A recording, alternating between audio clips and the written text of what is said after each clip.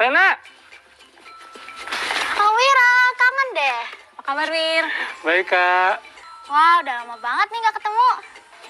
Kak, apa kabar? Baik. Rena, kita udah lama ya nggak ketemu? Om Mira sih ke Jakarta pas ada liputan aja. Sering-sering dong Om main ke sini. Update story, Om? Boleh. Tetap jaga jarak ya. Iya. Halo teman-teman, aku lagi kedatangan Omku nih. Jangan lama-lama ya. Omnya kan mau beres dan mandi dulu. Hei, iya Bun. Oh ya, sampai lupa menyapa kalian. Halo teman-teman, bagaimana kabarnya hari ini? Semoga tetap semangat ya. Sudah siap belum menjalani kegiatan kita hari ini? Hari ini kita bakal belajar banyak hal loh dari Om Wira. Di antaranya, kita akan belajar tentang pembangkit listrik tenaga sampah, memahami arti peribahasa dalam bacaan, memahami keunggulan dan kelemahan proses pengolahan sampah menjadi listrik, lalu memahami teks eksplanasi serta kata penghubung dalam teks eksplanasi. Tentu saja kita akan membuat contoh teks eksplanasi. Selain itu, kita juga akan mempelajari tentang luas permukaan bangun ruang kubus dan balok. Juga membandingkan volume dan luas permukaan. Dan yang terakhir, mencari panjang rusuk bangun ruang kubus dengan diketahuinya luas permukaan. Karena itu, jangan lupa untuk menyiapkan alat tulis supaya tidak ketinggalan mencatat dan bisa mengerjakan tugas bersama-sama. Oh ya, alangkah baiknya kita berdoa dulu sebelum menjalankan kegiatan kita hari ini, supaya kegiatan kita hari ini dapat lancar dan bermanfaat.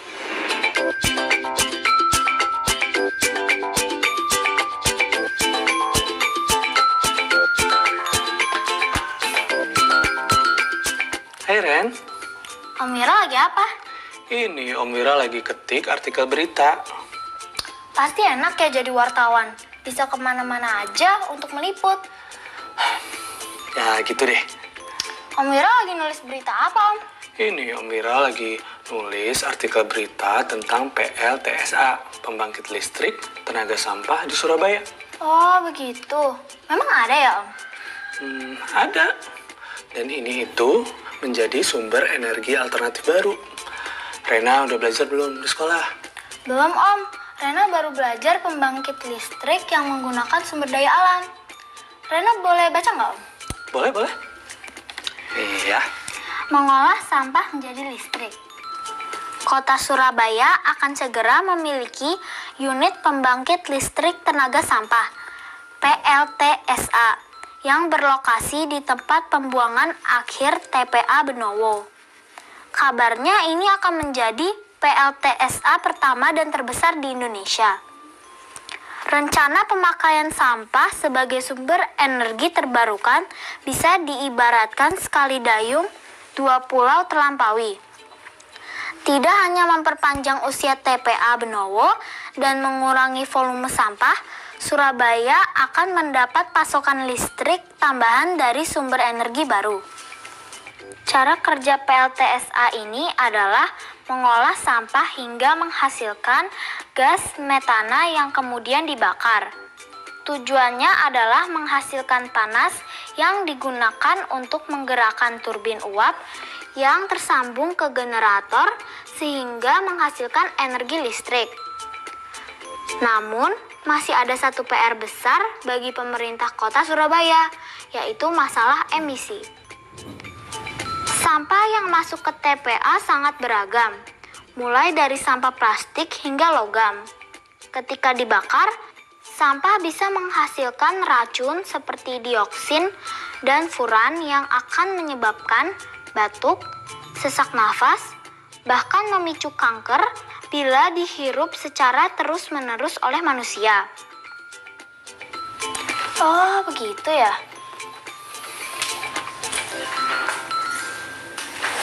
Wah, Rena baru tahu. Keren juga ya PLTSA itu, Om. Berarti seluruh kota di Indonesia ini udah punya dong, Om? Belum semua kota di Indonesia punya. Pemerintah baru merencanakan 12 kota di Indonesia yang akan dibangun. Dan untuk pertama kali operasi itu di Surabaya. Oh, begitu. Nah, Rena tadi udah baca artikelnya kan? Sekarang Om mau tanya. Rena menemukan nggak peribahasa yang ada di dalam artikel ini apa? Berarti Rena udah belajar belum di sekolah tentang peribahasa? Sudah dong, Om. Peribahasa itu kan ungkapan atau kalimat ringkas dan padat yang berisi kalimat perbandingan, perumpamaan, nasihat, aturan tingkah laku, atau prinsip hidup. Nah, berarti sekarang Rena udah tahu dong peribahasa apa yang ada di artikel itu. Yang ini bukan, Om. Sekali dayung, 2 pulau terlampaui. Ya, bener. Tapi arti peribahasa itu apa?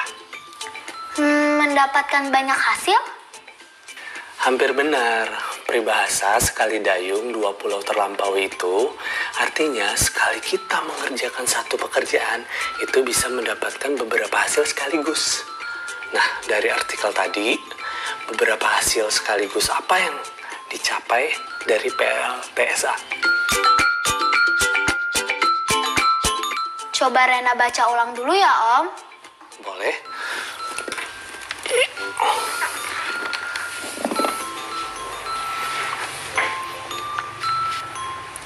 Ini dia paragrafnya.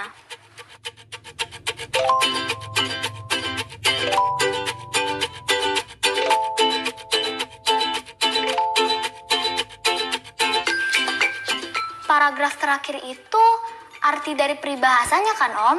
Betul sekali, Rena. Nah, 2 hal tadi bisa menjadi keunggulan dalam mengelola sampah menjadi listrik. Nah, yang pertama, memperpanjang usia TPA dan mengurangi volume sampah. Serta keunggulan yang kedua adalah mendapatkan pasokan listrik tambahan dari sumber energi baru. Rena mengerti, Om? Iya. Sekarang, kalau kelemahan mengolah sampah menjadi listrik, apa yang Rena tahu dari artikel tadi? Kalau yang ini Rena ingat, Om. Kelemahan mengolah sampah jadi listrik juga ada 2, yaitu pertama, menghasilkan racun berbahaya bagi manusia yang bisa menyebabkan batuk, sesak nafas, bahkan memicu kanker jika dihirup terus-menerus. Dan yang kedua, menghasilkan abu yang dikategorikan limbah berbahaya dan beracun, dan yang bisa mencemari lingkungan. Jawaban kamu tadi itu betul banget. Maka dari itu, pemerintah Indonesia itu masih banyak sekali PR-nya untuk bertindak dalam mencegah hal-hal negatif. Nah, kamu itu ponakan Om yang paling pinter, keren banget. Om Wira juga keren, bisa menulis informasi yang panjang dan keren kayak gini. Om Wira sih dulu nggak bisa nulis. Cuma karena ada kemauan dan mau belajar, jadinya Om Wira sekarang bisa nulis. Rena kalau mau belajar menulis juga udah bisa kok. Bisa dimulai dari menulis teks eksplanasi. Teks eksplanasi itu apa, Om? Jadi Rena, teks eksplanasi merupakan teks yang menjelaskan tentang proses terjadinya atau terbentuknya suatu fenomena alam atau sosial. Pada teks eksplanasi dijelaskan tentang timbulnya sebuah peristiwa karena ada peristiwa lain sebelumnya. Dan peristiwa tersebut kemudian mengakibatkan peristiwa yang lain sesudahnya. Nah, teks eksplanasi itu ada ciri-cirinya. Antara lain, memuat informasi berdasarkan fakta dan menjelaskan proses terjadinya sesuatu. Pada penulisannya, teks eksplanasi umumnya mengandung 2 konjungsi yang umum digunakan, yaitu konjungsi waktu dan kausal. Konjungsi atau kata penghubung waktu itu antara lain sebelum, setelah, sesudah, ketika, sambil, kemarin, dan waktu itu.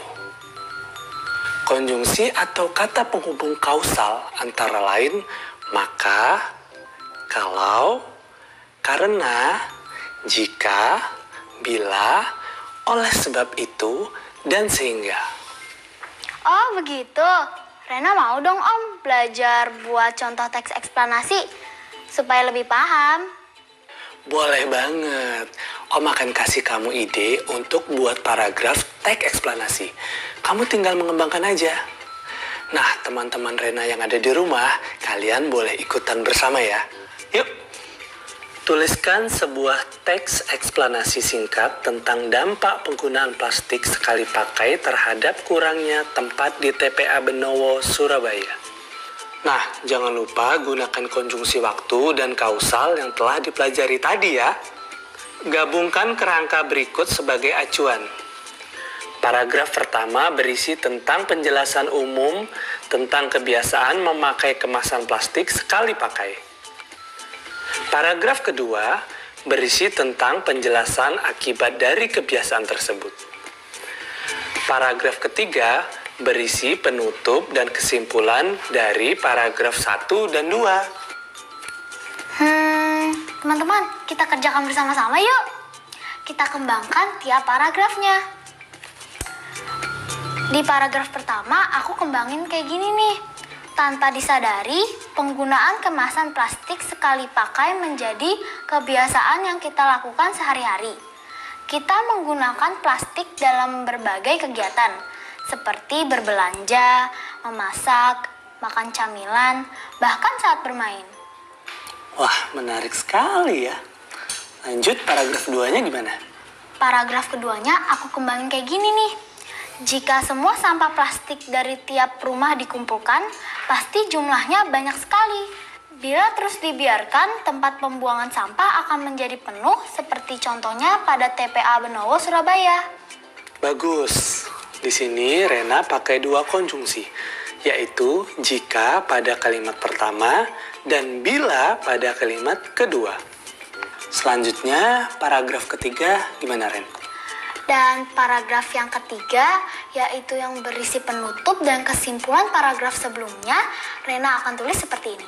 Oleh sebab itu, mulailah mengurangi penggunaan kemasan plastik sekali pakai dari sekarang. Dengan begitu, TPA di kotamu tidak akan menjadi penuh dan lingkungan pun bisa kita jaga kelestariannya. Di paragraf ini juga ada konjungsi yang digunakan Rena.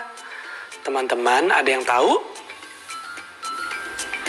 Betul, konjungsi klausal. Oleh sebab itu. Pada ngobrolin apa sih? Seru banget kayaknya. Ngobrolin artikelnya Om Wira yang ngebahas tentang pembangkit listrik tenaga sampah, Bun. Wah, seru banget. Tapi ngobrolnya boleh dilanjut lagi nanti ya. Gak apa-apa, Ren? Soalnya Om Wira ada paket. Takutnya harus buru-buru dibuka dan penting. Paket, Kak? Oh, itu mungkin paket dari kantor. Yaudah sebentar, Ren. Om ambil paket dulu ya. Rena ikut, Om.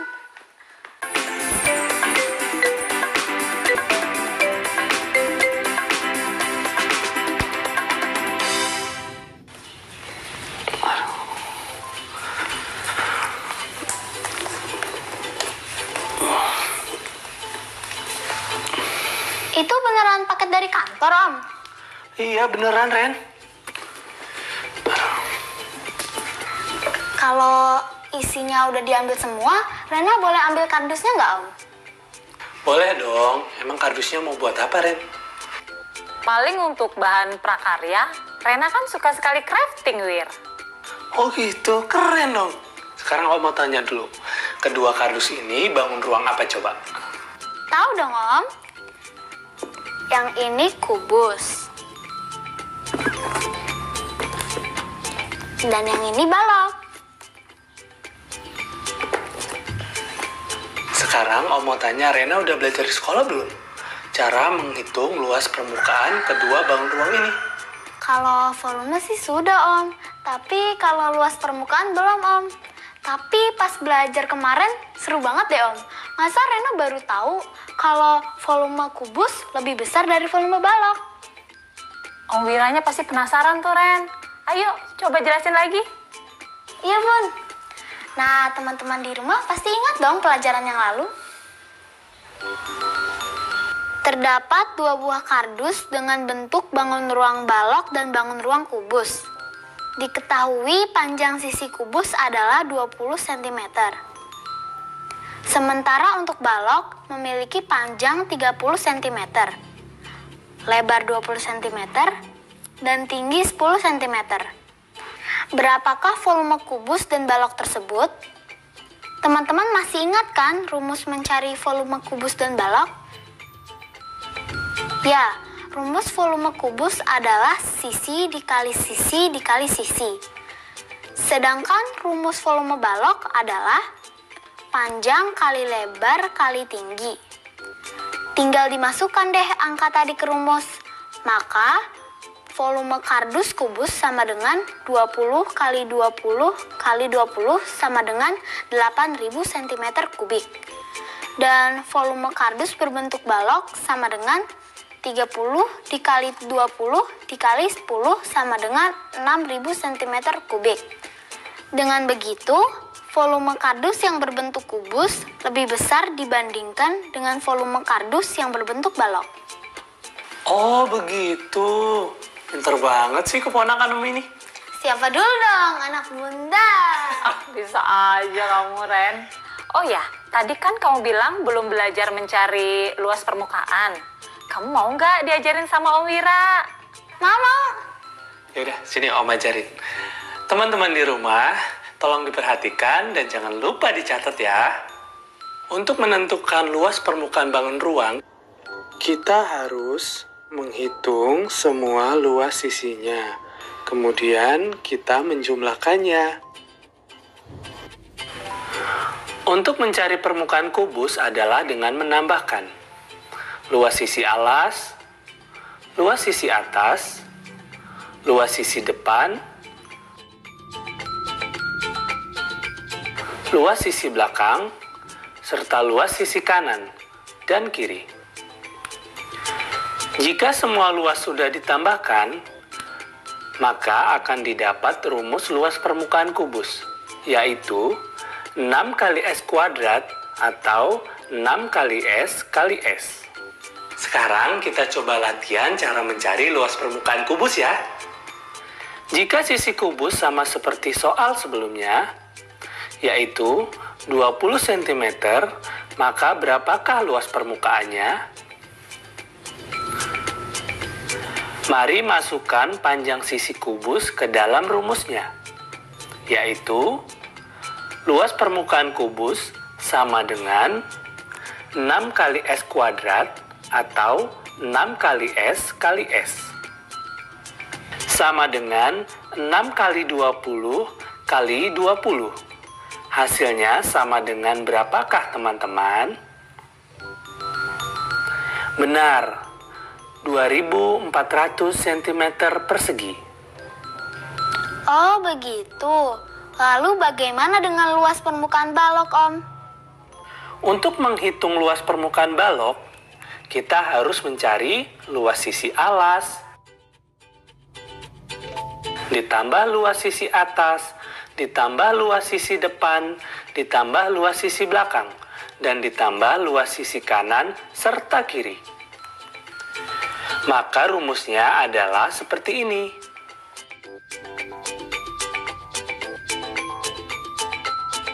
Nah, sekarang kita coba mencari luas permukaan baloknya ya.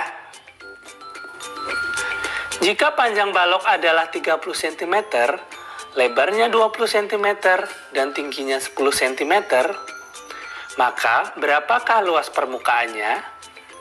Kita langsung masukkan ke rumus luas balok, yaitu 2PL ditambah 2PT ditambah 2LT sama dengan 2 kali 30 kali 20 ditambah 2 kali 30 kali 10 ditambah 2 kali 20 kali 10 sama dengan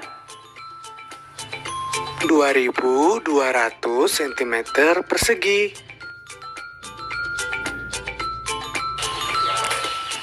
Rena sudah mengerti, Om. Nah, kalau begitu, kesimpulan apa yang Rena dapatkan dari menghitung luas permukaan, balok, dan kubus tadi? Maksudnya? Jika tadi Rena bilang volume kubus lebih besar dari volume balok, maka dengan kubus dan balok yang sama, bagaimana dengan perbandingan luas permukaannya? Luas kubus sama dengan 2400 cm persegi. Dan luas balok sama dengan 2200 cm persegi. Ternyata luas permukaan kubus lebih besar dibandingkan luas permukaan balok. Maka dari itu, bangun ruang yang volumenya lebih besar tidak menandakan bahwa luas permukaannya juga lebih besar. Hal itu bergantung pada ukuran rusuk kubus serta ukuran panjang, lebar, dan tinggi balok. Nah, teman-teman di rumah sudah mengerti kan? Jika belum, kalian bisa mempraktekannya sendiri di rumah kalian masing-masing ya. Hitung dan bandingkan volume dan luas permukaan kardus balok dan kardus kubus di rumah kalian masing-masing ya. Jangan lupa catat hasil uji cobamu di buku catatanmu ya. Wah, kalian hebat semua. Nah, teman-teman Rena yang di rumah, jika ada yang belum paham, bisa bertanya kepada keluarga di rumah ya. Bisa bertanya kepada ayah, ibu, kakak, om atau tante. Dan jangan lupa untuk terus latihan soal ya, supaya kalian makin pintar. Selesai deh aktivitas kita hari ini. Akhirnya beres juga. Yeay, bisa santai-santai deh. Capek banget. Kamu sih nggak tidur siang, main melulu. Habisnya kan udah lama nggak ketemu Om Wira. Juga kalau ngobrol sama Om Wira seru banget dan bisa belajar banyak hal deh.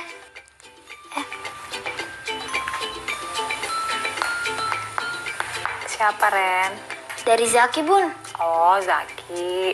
Iya, Bun. Kita ada tugas membuat kincir angin. Belajar bersamanya di sini aja ya, Bun. Ya, boleh dong. Wah, pasti seru tuh. Pastinya dong, Om. Nah, teman-teman, pelajaran selanjutnya ini bakal lebih seru. Jadi jangan sampai ketinggalan ya. Tetap belajar dari rumah ya, teman-teman.